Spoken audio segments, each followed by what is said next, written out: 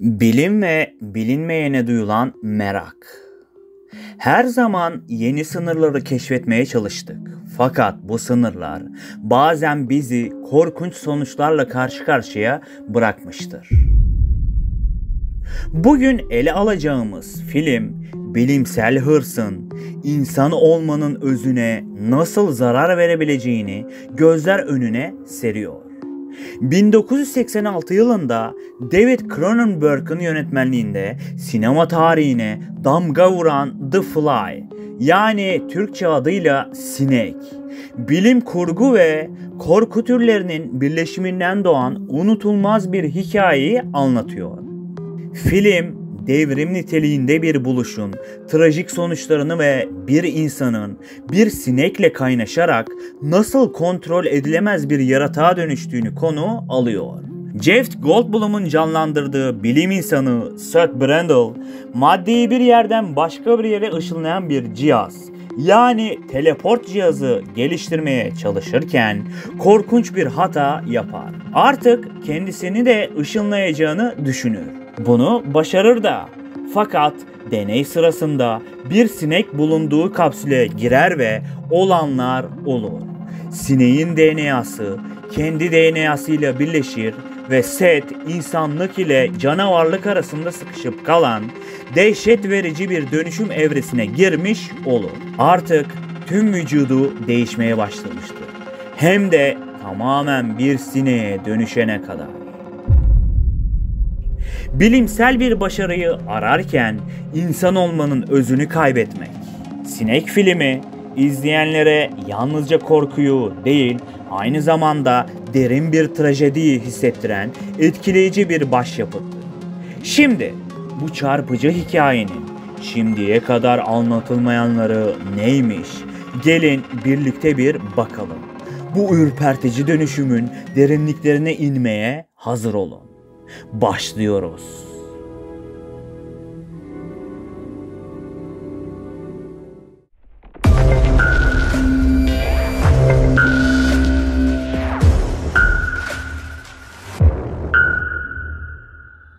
David Cronenberg'in yönettiği Sinek filmi aslında 1958 yapımı aynı isimli bir filmin yeniden çevrimidir. Ancak yönetmen orijinal filme sadık kalmak yerine kendi tarzını katarak onu çok daha karanlık ve korkutucu bir hale getirmiştir. Seth Brundle rolü için önce Michael Keaton ve John Malkovich gibi isimlere teklif götürülmüştü. Ancak Jeff Goldblum rolü hem bilimsel dehası hem de dönüşüm sürecindeki dramatik değişimiyle mükemmel bir şekilde canlandırmıştır. Yönetmen filmde küçük bir rolle izleyicinin karşısına çıkmaktadır. Seth'in dönüşümüne tanık olan doktorlardan birini canlandırmaktadır. Kendi filmlerinde küçük roller üstlenmek Cronenberg'in bir alışkanlığıdır. Filmdeki dönüşüm hikayesi Franz Kafka'nın ünlü eseri Dönüşüm ile güçlü benzerlikler taşımaktadır. İnsandan yaratığa dönüşüm fikri Kafka'nın hikayesindeki karanlık ve trajik tonla paralellik göstermektedir. Film çekildiği sırada Jeff Goldblum ve Geena Davis gerçek hayatta sevgiliydi. Bu kimya filmdeki Veronica ve Seth ilişkisini daha inandırıcı ve duygusal bir hale getirdi. Filmde Seth Brundle'ın yaratık formunda bir babun ve kediyi birleştirdiği korkunç bir deney sahnesi vardı. Ancak bu sahne test izleyicileri tarafından fazla rahatsız edici bulunarak filmden çıkarıldı. Senaryonun erken versiyonlarında Seth'in yaratık formu çok daha grotesk ve acımasız bir şekilde betimlenmişti. Ancak film ekibi Seth'in trajik yanını daha fazla vurgulamak için sonu biraz daha duygusal bir hale getirdi. Goldblum'un dönüşüm sürecindeki acıyı ve çaresizliği canlandırma tarzı sinema tarihindeki en iyi canavar performanslarından biri olarak anılmaktadır.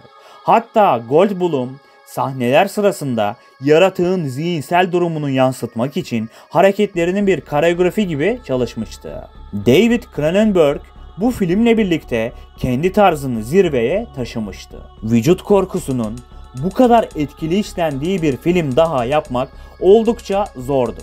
izleyiciler yalnızca Brundle'ın fiziksel dönüşümüne değil, aynı zamanda zihinsel çöküşüne de tanıklık etmekteydi.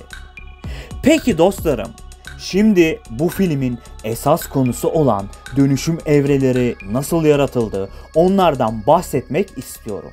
Anlatacaklarımı duyduğunuzda 80'li yıllar olmasına rağmen ne kadar detaylı ve ne kadar ilmek ilmek işlenmiş bir iş olduğunu göreceksiniz.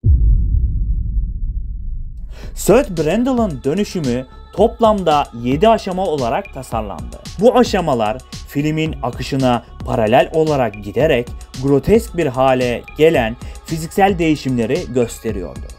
Seth'in ilk baştaki değişimleri yalnızca daha enerjik ve sağlıklı görünmesini gerektiriyordu. Bu aşamada Jeff Goldblum'un cildine hafif bir parlaklık verildi ve makyajla sağlıklı bir görüntü oluşturuldu. Sahne ışıklandırması da bu enerjik hali vurgulamak için kullanıldı. Seth'in cildinde küçük kabarcıklar ve lekeler belirmeye başladı. Protez makyajlar bu aşamada devreye girdi. Cilt yüzeyinde enfekte olmuş gibi görünen detaylar ve bozukluklar oluşturuldu.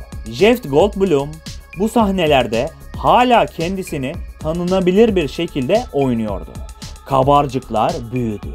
Ciltte bozulmalar ve dökülmeler oluşmaya başladı. Jeff'e protez burun ve kulak eklendi. Ciltte sıvı akışı hissi veren makyajlar eklendi ve yüz kaslarına yapışkan bir görünüm kazandırıldı. 4. aşamada ise Seth'in dişlerinin dökülmeye başladığı ve parmaklarının kopmaya yaklaştığı sahneleri içeriyordu. Goldblum'un vücuduna daha büyük protezler yerleştirildi. Cildin renginde bozulmalar yapıldı ve tüm vücudu sanki çürüyormuş gibi gösteren detaylar eklendi.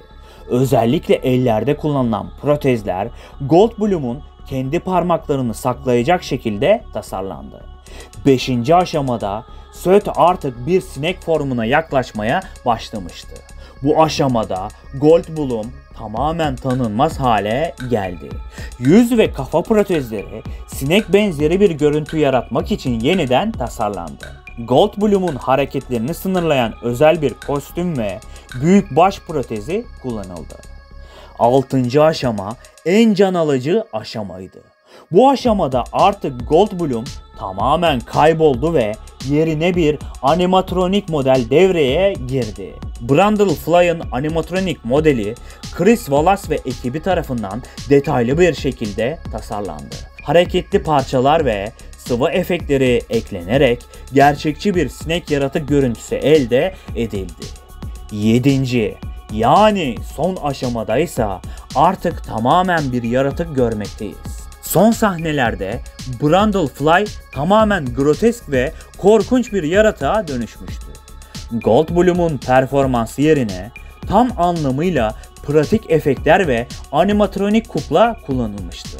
Brundlefly'ın hareketleri için özel bir ekip tarafından kontrol edilen mekanik bir model kullanılmıştı. Filmde CGI kullanılmadı. Her şey pratik makyaj, protezler ve animatroniklerle yapıldı. Bu da görselliği daha gerçekçi ve etkileyici hale getirdi. Protezlerin her bir detayı özenle yapıldı. Örneğin Seth'in cildindeki çürümüş bölgeler ve vücudundan akan sıvılar için özel olarak hazırlanan kimyasal karışımlar kullanıldı.